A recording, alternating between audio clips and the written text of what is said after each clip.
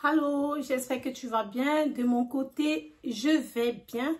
Aujourd'hui, nous allons parler du jeûne que Dieu prend plaisir.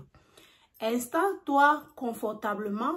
Si tu as un stylo, tu peux noter des passages bibliques parce que nous allons également lire quelques petites portions de la Bible. Pour ceux qui ne me connaissent pas, moi, c'est Julie Odette Ngouna. Dans cette chaîne, je vous parle de tout. Aujourd'hui, j'ai mis à cœur de vous parler de ce sujet du jeûne. Oui, il faut jeûner. Dans les temps anciens, les gens jeûnaient, ils se privaient de la nourriture pour obtenir des choses qu'ils ne voyaient pas. Donc, ils cherchaient la face de Dieu dans le jeûne, dans la prière. Oui, c'est important de jeûner. C'est très important de jeûner.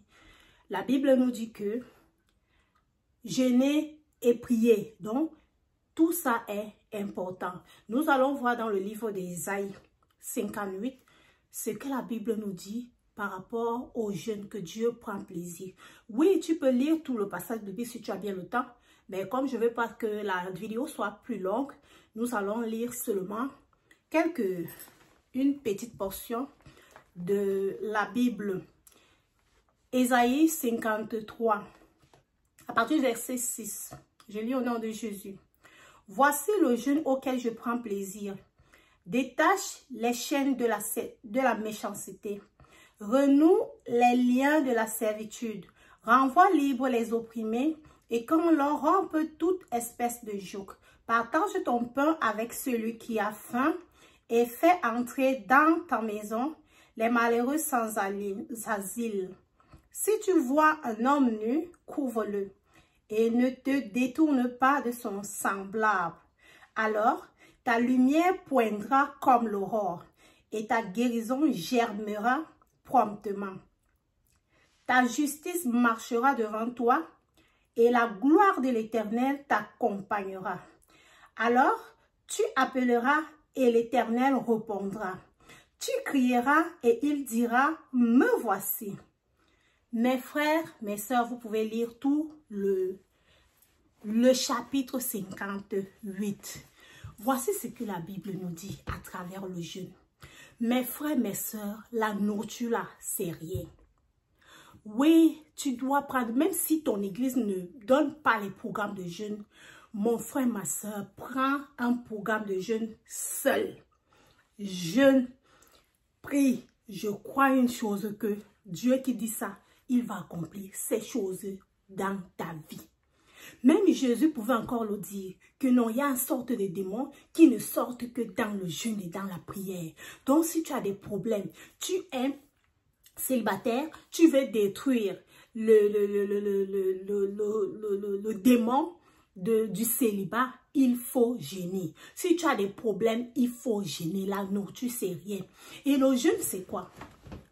Le jeûne, c'est l'effet de se priver de ce qu'on voit à la recherche de ce qu'on ne voit pas.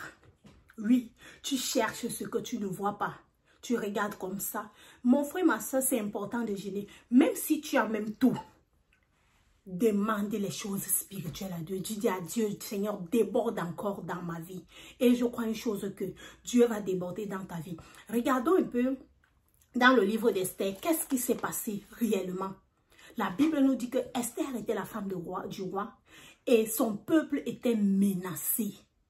Son peuple était menacé de mort. Son peuple allait périr. Son peuple allait mourir. Mais qu'est-ce que Esther a fait? Lisons dans la Bible parce que ce n'est pas des choses que moi j'invente. C'est écrit dans la Bible. La Bible nous dit dans le livre de Esther, chapitre 4, à partir du verset 15. Je lis au nom de Jésus. Esther envoya dire à Mardoché, va, rassemble tous les Juifs qui se troublent à Suisse et jeûnez pour moi sans manger ni boire pendant 3 jours, ni la nuit, ni le jour. Mes frères, tu as ce passage biblique dans ta Bible. Esther chapitre 4, le verset 16. Sans manger ni boire de l'eau pendant 3 jours. Toi, tu peux prendre un programme de jeûne, tu manges seulement à partir donc de 18 heures. Comme moi, quand je jeûne, comme là maintenant, je suis en train de faire programmer un programme de jeûne de 21 jours. Je mange de 18 heures jusqu'à minuit. Donc, après le souper, là, je ne mange plus jusqu'à 18 heures. Et chaque jour, c'est comme ça. Sans manger, sans boire de l'eau toute la journée. La Bible nous dit que Esther a publié ce jeûne. Et qu'est-ce qui s'est passé? Si tu lis le livre d'Esther, tu vas voir beaucoup de choses. Tu vas voir le miracle que Dieu a opéré dans la vie des enfants d'Israël. Mes frères, mes soeurs, jeûner, quand tu jeûnes, tu augmentes quelque chose dans ton corps. Tu as de la victoire. Maintenant, je constate qu'il y a beaucoup de jeûnes. Il y a les gens qui jeûnent en buvant de l'eau, mais moi je vous dis que ce jeûne-là, moi j'ai essayé ce jeûne. C'est comme si je n'ai rien jeûné. Je ne suis même pas fatiguée, je ne suis même pas remplie du Saint-Esprit. Tu jeûnes, tu dois manger dans la soirée, tu bois de l'eau et tout. Ça, c'est pas un jeûne. Et si tu dois même jeûner, voilà encore un secret que moi je vous dis, si tu dois jeûner, tu dois prendre un programme de jeûne. Recommandez ça au Seigneur. Dis ça au Seigneur, voilà mon programme de jeûne qui est en train de venir. Seigneur, fais-moi grâce, donne-moi la force de jeûner. Éloigne de moi la tentation, éloigne de moi la maladie, éloigne de moi des mauvaises nouvelles et tous les problèmes et tout. Fais-moi jeûner comme tu veux. Nous avons lu dans le livre de Ésaïe, Ésaïe 58. Mon frère, ma soeur, comme la Bible le dit, dedans que partage ton pain avec celui qui a faim. Moi, je vous dis qu'un jour, j'ai travaillé dans un restaurant. J'étais dans un programme de jeûne. Et je n'avais que je n'avais que 500 francs que je devais manger avec le soir pour casser le jeûne. Et subitement, il y a quelqu'un qui est arrivé là, les gens de la rue sont... Quelqu'un est arrivé là, il me dit, j'ai faim.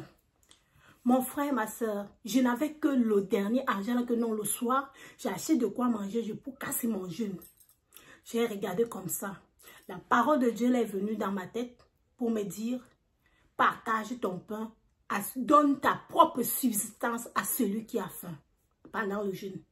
Mon frère, j'ai pris ce que j'avais, j'ai donné à ce garçon, j'ai acheté à manger à ce garçon, il a fini de manger, il est parti.